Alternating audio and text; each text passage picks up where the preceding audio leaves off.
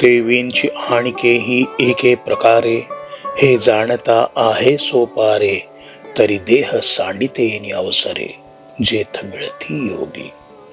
अथवा अवचटे ऐसे घडे, जे अनवसरे देह सांडे, तरी मागवते येणे घडे देहासीची.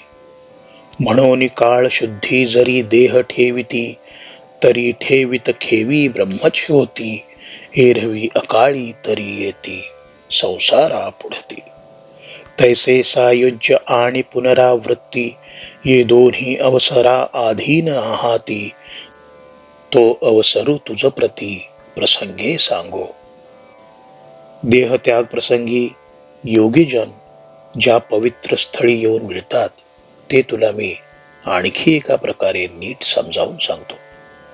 अथवा अकस्मातपणे असेही घडते की अयोग्य वेळी मृत्यूचा घाला पडतो आणि पुन्हा देह धारण करून जन्माला यावे लागते.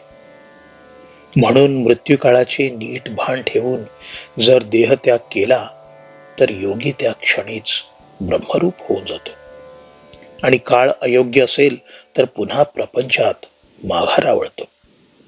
म्हणून ब्रह्मरूप होणे किंवा प्रपंचात पुन्हा माघारी वळणे हे मृत्यूसमयी जो काळ अवतीर्ण झालेला असतो, त्या क्षणावर अवलंबून असतो. तो प्राप्त प्रसंग आता तुला नीट समजावून सांगतो. तो काळ कोणता ते सविस्तरपणे सांगतो.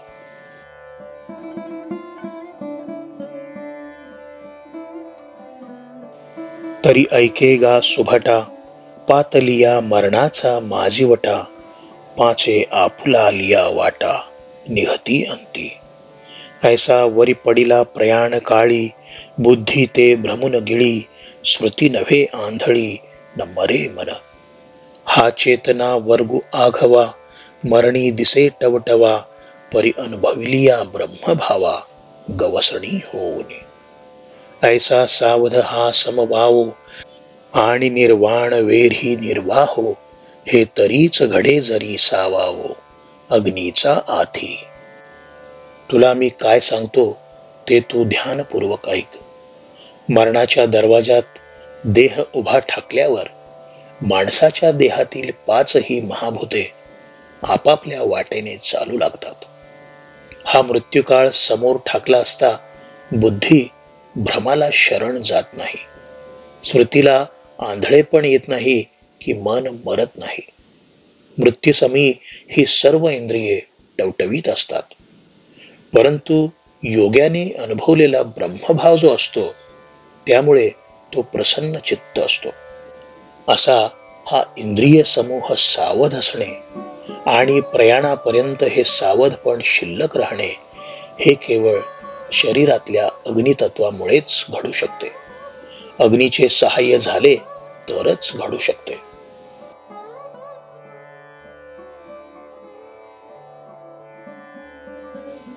पाहापा वारेने का उदके, जय दिवियाचे दिवे पण झाके, तै असतीच काय देखे, दिठी आपुली. तैसे देहांती चेनी विषम वाते, देह आत बाहेरी श्लेमा आते, तै विझोनी जाय उजिते अग्नीचे जेव्हा. ते वेळी प्राणासी प्राणू नाही, तेथ बुद्धी असोनी करील काही, म्हणून अग्नी विण देही चेतनान थरे.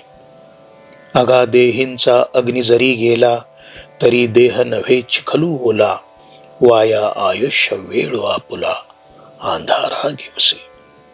आणि मागील स्मरण आघवे, ते तेणे अवसरे सांभाळावे, मग देह त्यजूनी मिळावे स्वरूपी गे. तव तया देह श्लेमाचा चिखली, चेतनाची बुडून गेली, तेथ मागिली पुढिली हे ठेली, आठवण सहजे. म्हणून आदींचा अभ्यास जो केला, तो मरण न येताची निमोनी गेला, जैसे ठेवणेन दिसता मालवला दीप हातींचा. आता असो हे सकळ, जाणपा ज्ञानासी अग्निमूळ, तया अग्नीचे प्रयाणी बळ संपूर्ण आथी. सोसाट्याच्या वाऱ्याने किंवा पाणी पडल्यावर दिवा विझतो. मग त्या अंधारात आपल्याला डोळे असूनही तो विझलेला दिवा दिसतो का? त्याप्रमाणे मृत्यूसमयी त्रिदोष उद्भवल्यामुळे देह आत बाहेर कफाने भरतो. त्यामुळे शरीरातला अग्नी विझून जातो. त्यावेळी प्राणाला प्राणाचीच शुद्ध राहत नाही. त्यामुळे बुद्धी काम करीत नाही. म्हणून तुला सांगतो पार्था, की अग्नी वाचून शरीरात चैतन्यच नाही. तो मग एक ओला चिखलच म्हणा. असे घडले की आयुष्य अंधाराला कवटाळीत राहते. पूर्वीची स्मृती कायम ठेवत देहाला सांभाळावे आणि देहाचा त्याग करून मूळ आत्मतत्वाला मिळावे म्हटले तर देह आणि कफ यांच्या चिखलामध्ये चैतन्य पार बुडून जाते. अशा वेळी मागची पुढची आठवण पार पुसली जाते. त्यामुळे मृत्यूसमयी आधी केलेला योगाचा अभ्यास वस्तूवर प्रकाश न टाकताच दिवा विझावा तसा नाहीसा होतो. पार्था, हे वर्णन पुरे झाले. तुला मी एकच सांगतो की शरीरांतर्गत चैतन्याचे मूळ हे अग्नितत्व आहे आणि मृत्यूसमयी या अग्नितत्वाचे सहाय्य योगाला प्राप्त व्हावे लागते. एवढे तू लक्षात ठेव म्हणजे झाले.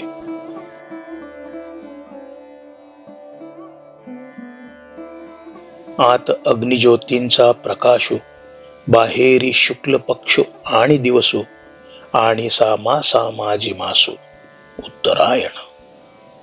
ऐसिया समयोगाची निवृत्ती, लाहोनी जे देह ठेविती, ते ब्रह्मची होती परब्रह्म. अवधारी गा धनुर्धरा, येथवरी सामर्थ्य यया अवसरा, ते विंची हा उजू मार्ग स्वपुरा या वयासी. येथ अग्नी हे पहिले पायतरे, ज्योतिर्मय हे दुसरे, दिवस जाणे तिसरे, चौथे शुक्ल पक्ष. आणि सा मास उत्तरायण, ते वरची लगा सोपान, येणे सायुज्य सिद्धी सदन, पावती योगी.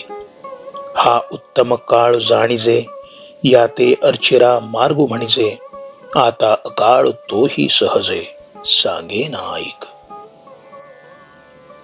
अंतर्यामी अग्निरूप ज्योतीचा प्रकाश, बाहेर शुक्ल पक्ष, दिवसाचा स्वच्छ उजेड आणि मुख्य म्हणजे उत्तरायणातला कुठलाही महिना, असा उत्तम योग जुळून आलेला असताना जे योगी आपला देह ठेवतात ते ब्रह्मज्ञ लोक परब्रह्म होतात. पार्था, माझे या संदर्भातले विचार नीट ऐकून ठेव. ही जी वेळ मी तुला सांगितली त्या मृत्यूभारल्या क्षणाला फार सामर्थ्य लाभलेले असते. मोक्ष मार्गाने सरळ मजप्रत येण्याचा हा सर्वोत्तम सरळ मार्ग आहे.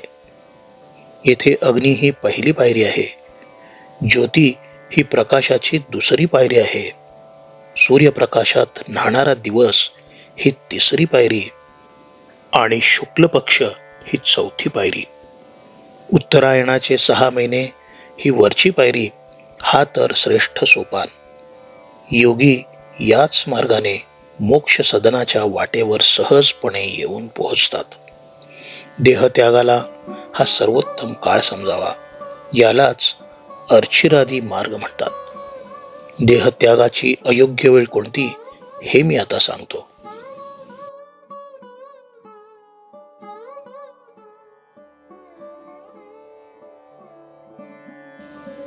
तरी प्रयाणाचेनी अवसरे, वातुश्लेम सुभरे, तेणे अंतःकरणी आंधारे, कोंदले ठाके.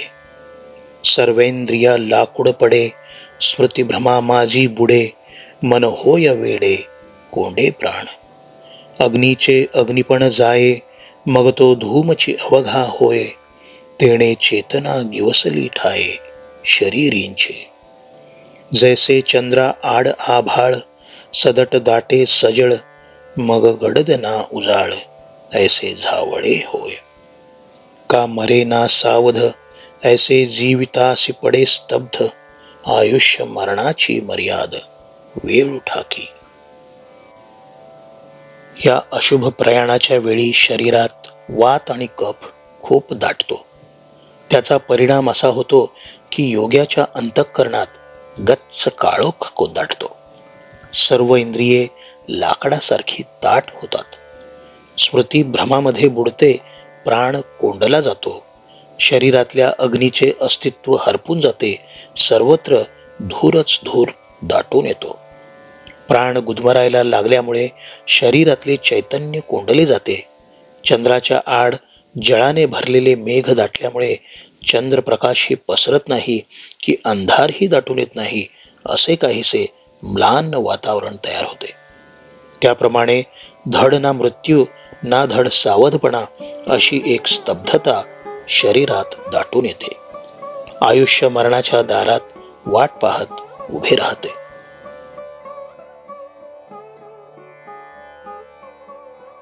ऐसी मनबुद्धी करणी सभोवती धुमाकुळाची कोंडणी, जेथ जन्मे जोडलिये वाहणी युगची बुडे. हागा हातीचे जे वेळी जाये, ते वेळी आणिका लाभाची गोठीके आहे. म्हणून प्रयाणी तव होये ये तुली दशा. ऐशी देहा आतु ऐसी स्थिती, बाहेरी कृष्ण पक्ष वरी राती. आणि सामासहिते वोडवती दक्षिणायन. ये पुनरावृत्तीची घराणी, आघावी एकवटती जयाची प्रयाणी. तो स्वरूप सिद्धीची कहाणी कैसे न्यायिके. ऐसा जयाचा देह पडे, तया योगी म्हणून चंद्रवरी जाणे घडे. मग तेथून मागुता बहुडे संसार आहे. आम्ही अकाळ जो पांडवा, म्हणितला तो हा जाणावा. आणि हाची धूम्र मार्गु गावा पुनरावृत्तीची. येर तो अर्चिरा मार्गू, तो वसता आणि असलगू. साविया स्वस्त चांगू निवृत्तीवरी. पार्था, अशा वेळी मन, बुद्धी आणि इंद्रिये यांच्या ठिकाणी धुराचे लोट निर्माण होतात. धूर कोंडला जातो. त्या क्षणी जन्मभर केलेली साधना त्या धुरात बुडून जाते. अशा वेळी हातातले निसटते, तर त्यावेळी इतर दुसरे लाभ काय घडणार. सांगायचा मुद्दा असा की ह्या मृत्यूच्या वेळी अशी भीषण अवस्था प्राप्त होते. देहामध्ये अशी अस्वस्थ अवस्था आणि बाहेर आधीच कृष्ण पक्ष, त्यात रात्र कोंदाटलेली आणि शिवाय दक्षिणायन चालू. या पुनरावृत्तीच्या साऱ्या जागा ज्या ठिकाणी एकवटतात, तो दुर्भागी जीव ब्रह्मप्राप्तीची कहाणी ऐकणार तरी कसा. अशा वेळी ज्याचा देहपात होतो तो केवळ योगी म्हणून चंद्रलोकापर्यंत तरी जातो आणि पुन्हा ह्या मृत्यूलोकात जन्म घेऊन माघारा वळतो. पार्था, तुला मी जो अयोग्य काळ म्हटला ना, तो हा. जणू पुनरावृत्तीच्या माघारी वळणाऱ्या गावाचा धूम्र मार्ग. दुसरा तो अर्चिरादी मार्ग जो सांगितला, तो वाहता रस्ता आहे, सोपा आहे, मोक्ष प्राप्तीचा उत्तम मार्ग आहे.